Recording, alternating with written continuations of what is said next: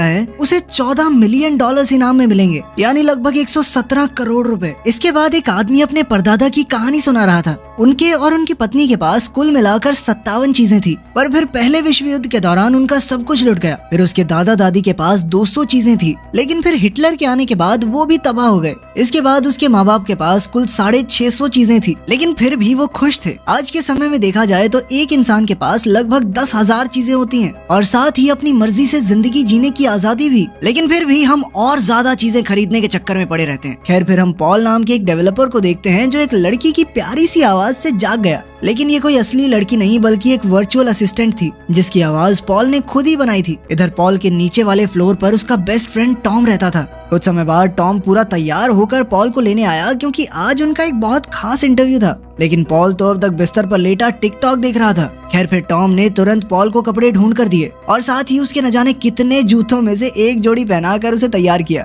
इसके बाद वो दोनों फटाफट घर से बाहर निकल गए। जब वो इंटरव्यू में पहुंचे तो उन्होंने देखा कि उनकी तरह हजारों जीनियस वहाँ पर आए थे और हर किसी को लगता था कि उनकी बनाई हुई चीज सबसे बढ़िया है। खैर, फिर भी जब टॉम और पॉल की बारी आई तो वो उस कंपनी के मालिक डेविड को इम्प्रेस करने में कामयाब रहे। लेकिन इसके बाद उन दोनों के बीच थोड़ी लड़ाई हो गई क्योंकि टॉम ने पॉल को बिना बताए प्रेजेंटेशन में कुछ चेंजेस किए थे। खैर, बाद में दोनों दोस्त नाइट क्लब में मस्त सेलिब्रेट करने गए, लेकिन पॉल अब भी टॉम की उस हरकत को माफ नहीं कर पाया था। थोड़ी देर में उसने काफी ज्यादा शराब पी ली और फिर नशे में धुत होके टॉम से शर्त लगाई कि उन दोनों में से जो भी 100 दिन तक बिना किसी चीज के रह सकता है वो जीत जाएगा। फिर अगली सुबह जब पॉल की आंख खुली तो उसके शरीर पर कोई कपड़ा नहीं था। उसे कुछ भी याद नहीं था कि कल रात को क्या हुआ, पर फिर टॉम ने उसे सब कुछ बताया। उसने कहा कि शर्त के मुताबिक जो भी हारेगा उसे अपनी सारी जायदाद का आधा हिस्सा विजेता को देना होगा। अब उन दोनों के पास सिर्फ एक स्टोरेज यूनिट की चाबी थी जिसमें से वो हर रोज सिर्फ एक चीज ले सकते थे। वो दोनों स्टोरेज यूनिट तक जाने के लिए नंगे सड़क पर भाग रहे थे और आसपास के लोग उन्हें देखकर बहुत हंसे। पॉल ने तो एक गर्म कोट लिया और टॉम ने एक स्लीपिंग बैग,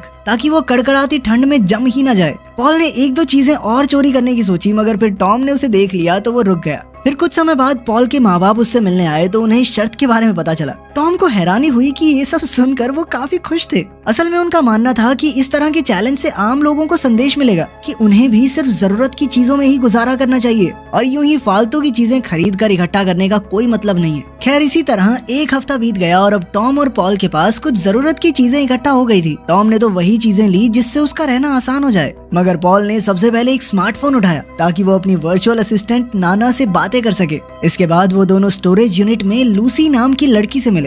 वो उन दोनों की शर्त सुनकर काफी एक्साइटेड थी और उनके रहने का ढंग देखने आई थी। तभी टॉम ने मौका देखकर लूसी को डेट के लिए पूछ लिया। इधर पॉल को तो अब तक समझ भी नहीं आया था कि ये सब हो क्या रहा है। खैर, टॉम ने अपनी पहली डेट के लिए चश्मे पहन लिए लेकिन पैंट नहीं पहनी। वहीं उसने जो खाना पकाया था वो भी बेहद अजीब था। बिना नमक मिर्च के सादा खाना किसी भी लड़की को पसंद नहीं आएगा। खैर, फिर भी उन दोनों ने एक दूसरे से दिल की बातें की, पर जब टॉम ने कहा कि वो करोड़पति बनने वाला है तो लड़की की हंसी छूट गई क्योंकि इस खाली कमरे में उसे कोई करोड़ों की बातचीत नजर नहीं आ रही थी। खैर, फिर भी वो बातें करते रहे और नजदीकियां बढ़ ही रही थी कि तभी पॉल ने एंट्री मार के सारा मजा किरकिरा कर दिया। पर टॉम ने फिर उसे जल्दी से बाहर भगा दिया और मजे से अपनी नई गर्लफ्रेंड के साथ समय बिताने लगा। फिर पॉल अपनी दादी से मिलने गया जो उसे युद्ध के समय की कहानियां सुनाया करती थी। उन्होंने बताया कि एक बार उन्हें सिर्फ एक सूटकेस लेकर अपने घर से भागना पड़ा था। तब पॉल को एहसास हुआ कि इंसान की असली खुशी इन चीजों में नहीं है। खैर, फिर वो दिन आ गया जब उन्हें एक बड़ी कंपनी के फाउंडर से मिलना था। वो आदमी पॉल की बनाई हुई ऐप खरीदना चाहता था,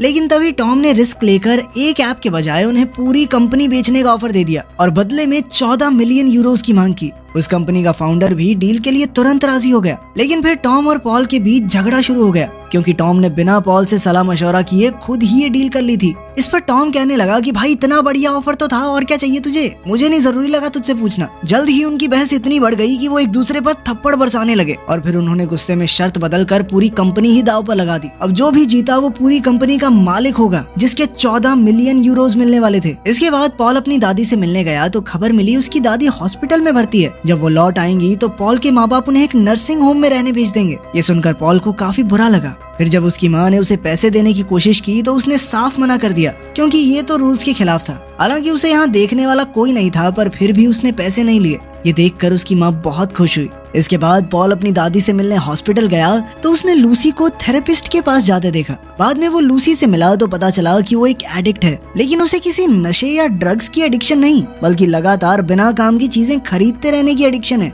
खैर बाद में पॉल ने वापस आकर कूड़ेदान से डिनर के लिए कुछ एप्पल्स निकाल लिए। तभी अचानक उसे चारों ओर से कीमती गाड़ियों ने घेर लिया। इनमें से एक से वही बड़ी कंपनी का फाउंडर बाहर निकला जो कि पॉल की ऐप खरीदना चाहता था। जुकरमैन ने उसे बीच के लोगों को हटाने का ऑफर दिया ताकि उसे अपना प्रॉफिट किसी के साथ बांटना न पड़े। वो पॉल से सीधी डील करना चाहता था, इसीलिए उसने पॉल को चेक भी दे दिया। मगर पॉल को न जाने क्यों दाल में कुछ काला लग रहा था। असल में सच तो ये था कि जुकरमैन इस वर्चुअल असिस्टेंट ऐप को इसलिए खरीदना चाहता था ताकि वो इसकी मदद से आम लोगों को ऐसी चीजें खरीदने पर मजबूर कर सके जो उन्हें सच में चाहिए भी नहीं। और बड़ी बात तो ये थी कि उन्हें यही लगेगा कि उन्होंने अपनी मर्जी से खरीदा है। इस वर्चुअल असिस्टेंट की यही खासियत थी कि वो हर एक इंसान के हिसाब से अलग तरीके से ढलकर उनकी सबसे अच्छी दोस्त बन जाती और फिर बार बार किसी न किसी बहाने से वो असिस्टेंट लोगों को चीजें दिखाकर ऐसा महसूस करवाएगी कि ये बहुत जरूरी चीजें हैं और जिसके पास ये नहीं है वो तो बेवकूफ है। इसके बाद हम देखते हैं कि पॉल और टॉम लूसी के गैराज पहुंचे तो वहाँ ताला था और उन्हें पता चला कि लूसी पर लाखों का कर्ज है। तब टॉम को लगा कि ये सब पॉल की वजह से हुआ है और एक बार फिर से उनमें बहसबाजी शुरू हो गई। जब से वो शर्त शुरू हुई थी तब से उनकी लड़ाइयाँ बढ़ती ही जा रही थी। खैर तभी पॉल को याद आया कि उसके फोन में लूसी का नंबर है और टॉम उसे फोन कर सकता है। पर इससे टॉम और ज्यादा गुस्सा हो गया क्योंकि उसे लगा कि ये सब पॉल ने जानबूझकर किया है ताकि टॉम पॉल का फोन इस्तेमाल करे और शर्त हार जाए। अब पॉल इन रोजमर्रा की लड़ाइयों से तंग आ चुका था, इसीलिए उसने सब कुछ छोड़कर घर वापस जाने का फैसला किया। पर जैसे ही वो घर पहुंचा तो उसे सीढ़ियों पर अपनी माँ बैठी दिखाई दी। उनका चेहरा देखते ही पॉल समझ गया कि उसकी दादी को कुछ हो गया है। उधर टॉम लूसी को ढूंढते ढूंढते उसके घर पहुंच गया। उसने लूसी को बताया कि उसे कर्ज देने वाले लोगों ने उसके गैराज पर ताला लगा दिया है। तो लूसी जोर जोर से हंसने लगी। उसने कहा कि वो उनसे बचकर भागते भागते थक गई थी, इसीलिए उसने खुद ही अपना गैराज उन्हें बेच दिया। साथ ही डॉक्टर्स ने उसे बीमार घोषित कर दिया है और अब हर समय एक आदमी उसके साथ रहता है। लेकिन फिर टॉम ने कहा कि वो उसे ये बताने आया है कि वो शर्त जीत चुका है और अब वो लूसी के सारे कर्ज चुका देगा। इसके बाद टॉम अपने घर वापस लौटा तो उसने देखा कि पॉल ने उसकी सारी चीजें लौटा दी थी। फिर उसे पता चला कि किसी ने भी पॉल को आते जाते नहीं देखा। टॉम पॉल के माँ बाप से पूछताछ करने गया तो उसके पिता ने कहा कि शायद वो कहीं चला गया है। फिर टॉम को पॉल की दादी की मौत के बारे में पता चला, जिसके बाद टॉम तुरंत ही पॉल को ढूंढता हुआ कैलिफोर्निया पहुंच गया। वहीं दूसरी ओर हम देखते हैं कि पॉल एक नदी किनारे रहने लगा था। जब टॉम उसके पास पहुंचा तो वो हैरान रह गया क्योंकि उसने सोचा नहीं था कि कोई उसे ढूंढते हुए यहाँ तक पहुंच जाएगा। खैर फिर दोनों ने अपने झगड़ों के बारे में खुलकर बात की। फिर दोनों दोस्तों ने मस्त कीचड़ में लड़ते हुए एक दूसरे की तरफ जितने मनमुटाव थे सारे खत्म कर दिए। आखिरकार ये बातें करके दोनों दोस्तों ने समझदारी से एक दूसरे की भावनाएं समझी और एक दूसरे को माफ भी कर दिया। इसके बाद वो दोनों टॉम की शर्त जीतने की पार्टी में पहुंचे। पर तभी टॉम ने ऐलान किया कि वो भी शर्त नहीं जीता है क्योंकि उसने भी 100 दिन पूरे नहीं किए, इसीलिए दोनों को बराबर के पैसे मिलेंगे। इसके अलावा उन्होंने अपनी कंपनी में एक नया प्रोजेक्ट शुरू करने की बात भी की, लेकिन इस बार प्रोजेक्ट किसी फोन पर नहीं बल्कि असली दुनिया में होगा। कि तभी अचानक खबर आई कि जुकरमैन ने वर्चुअल असिस्टेंट अपने कब्जे में कर लिया है